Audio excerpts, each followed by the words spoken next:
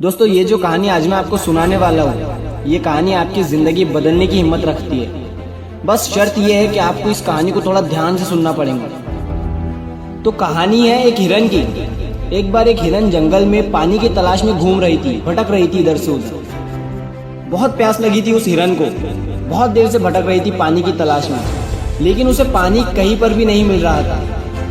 थोड़ी देर जंगल में इधर उधर और भटकने के बाद वो हिरन एक पेड़ के नीचे बैठ जाती है, एक झाड़ के नीचे बैठ जाती है। तो उतने में उसे पानी की नदी की आवाज़ सुनाई देती है। तो हिरन उस झाड़ के नीचे से उठकर फौरन वो पानी की आवाज़ की तरफ आगे बढ़ती है। तो वो जो देखती है उसके सामने एक बड़ी सी नदी।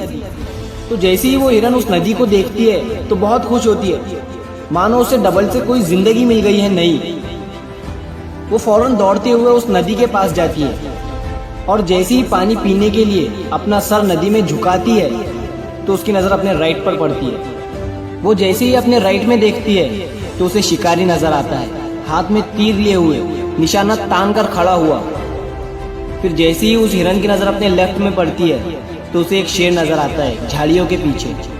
अब हिरन पानी वानी सब भूल जाती है, कुछ भी नहीं रहता उसके दिमाग में, प्यास वगैरह। फिर वो हिरन पलटकर अपने पीछे देखती है तो उसे भयंकर आग लगी हुई दिखती है, जो कि धीरे धीरे उसकी तरफ बढ़ रही थी।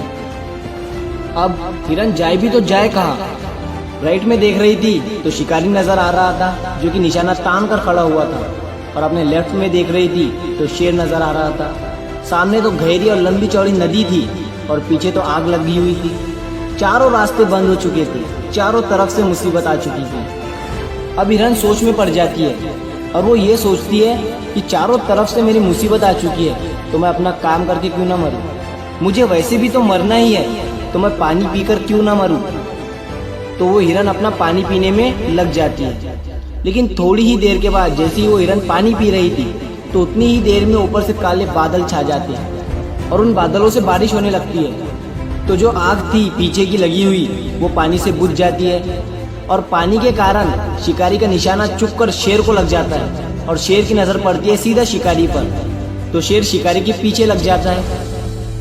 तो जैसे ही हिरन को पता चलता है, जैसे ही हिरन पानी पीने के बाद अपना सर ऊपर उठाती है तो वो अपने राइट में देखती है, उसे शिकारी कहीं पर भी नजर नहीं आता है। वो अपने लेफ्ट में देखती है, उसे शेर भी नजर नहीं आता है। वो अपने पीछे मुड़कर देखती है तो जो आग थी वो बुझी हुई दिखती है।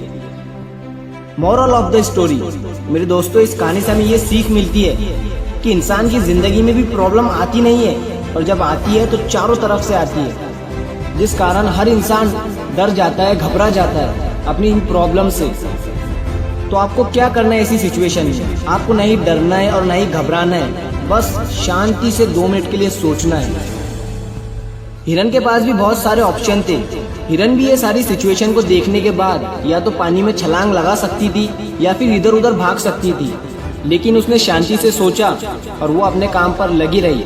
वो पानी पीने आई थी और वो पानी पीने लगी। इंसान भी अपनी कामयाबी से थोड़ी ही दूरी पर रहता है, लेकिन उसे मुसीबतें दिखनी शुरू हो जाती है, घर की प्रॉब्लम, पैसों की प्रॉब्लम, जिसके कारण वो कुछ नहीं कर पाता है, घबरा जाता है, डर जाता है। लेकिन आपको ना ही घबराना है ना ही डरना है, बस आपको अपने काम पर बने रहना है।